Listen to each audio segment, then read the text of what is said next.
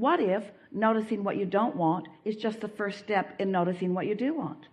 We want all of you to acknowledge that in contrast there is value, and that even in contrast there is still control of focus, and that what step 5 is about that. So step 1 is variety or contrast helps you to identify what is wanted.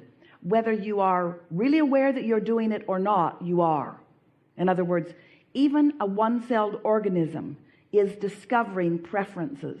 Everything, the cells of your body are discovering preferences. And so even though the cells of your body aren't writing books, the cells of your body are having experiences and are coming to decisions and are putting something in their vortex, and source is answering it. And the physical evolution of all species is about exactly that. So knowing what you don't want is an important part of that equation, essential part of that equation. Then step 2 is source becomes a vibrational equivalent of that and holds steady the vibration of it, which gives the consciousness, even if it is a cell of a body or an organism, gives that consciousness opportunity to come into alignment with its expanded version of itself. You are following? And when that happens, evolution or expansion occurs. When that happens, the vibrational reality turns to a physical reality. So that's all part of that process. So step 1, step 2. Step 3 is, we just talked about it, but with the beasts of your planet, or the cells in your body, or the consciousness that you deem less sophisticated than your own, those consciousnesses easily accomplish step 3 because they're not so focused, which is what you're worried about, on the step 1 part of it. In other words, they're not judging step 1, they're just experiencing it. They're not judging contrast, they're just experiencing it. They are already in step 5. They know that contrast is what causes expansion, and so they're not so self-loathing or self-unworthy. They're not trying to analyze, they're not comparing their little cellular self to all of the other cellular selves in your physical body or else otherwise, you see. And so they accomplish step 3 easily. For you, you have to relearn what it is. So step 3 then is accomplished. That's what we call the allowing mode or the receptive mode. It's where you recognize that the way you feel is your indication of whether you're allowing what you've evolved to or not, whether you are closing the gap or whether you are expanding the gap. In other words, you can feel the tension in your body or the relief in your body. You can feel whether you are getting up to speed or not getting up to speed with the more expanded version of yourself. That's step 3. Step 4 is understanding how easy it is to do that, and this is the important part of step 4, caring so much about the way you feel that you are deliberately and consciously closing that gap. So once the problem is known by you, you close the gap, moving toward the solution. You don't stand in this defensive place where the problem of your life is so out of sync with what you really want that you now must defend why you're not over here. We want you to have heard that, because that is the reason that so many people do not accomplish step 4. They stand in a defensiveness because they haven't received the whole manifestation. The thoughts haven't turned to the things that they want. So they stand only aware of the things that have already become wanted and unwanted, and then they cast judgment on themselves about not being over here. That's not being good at step 4.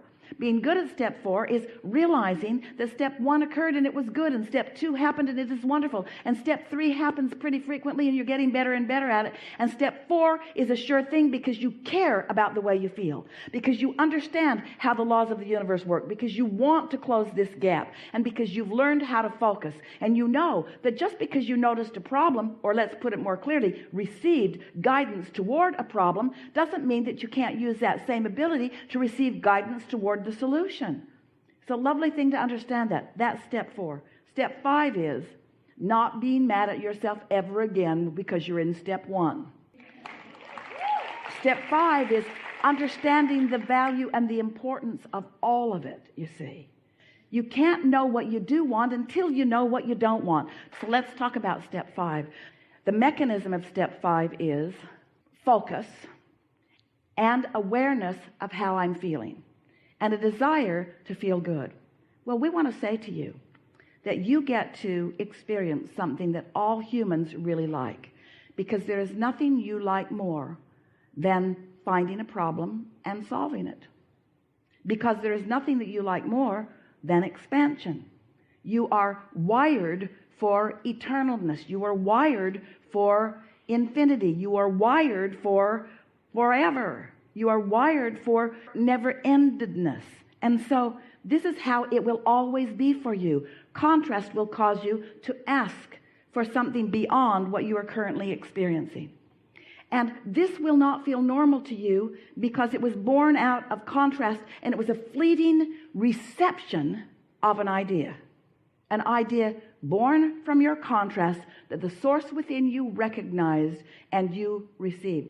So now it's born, it's foreign to you, but you care about the way you feel. So you think about it and you look forward to it, and you don't beat the drum of its opposite. And then you close that gap, and it feels gooder, better,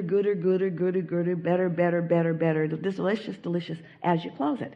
Feels good to close that gap. And now you stand in a new experience, because now that gap's closed, that thought has turned to a thing. So now you are experiencing the solution. You're experiencing the invention. You're experiencing the harmony. You're experiencing a sort of conclusion. You're experiencing the manifestation, the physical reality, actualization, manifestation.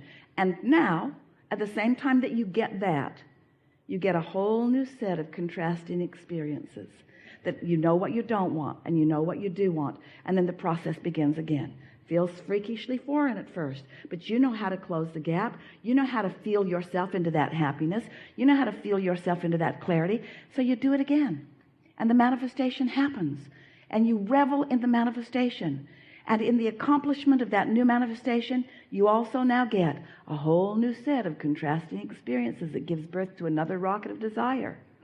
And so what we want to convey to all of you is the sweetness of life is in the moving toward the satisfaction of something that was at first a problem or a contrasting experience.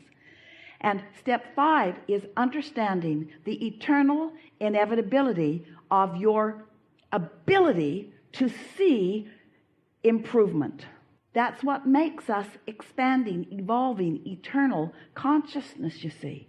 It's just so natural to us.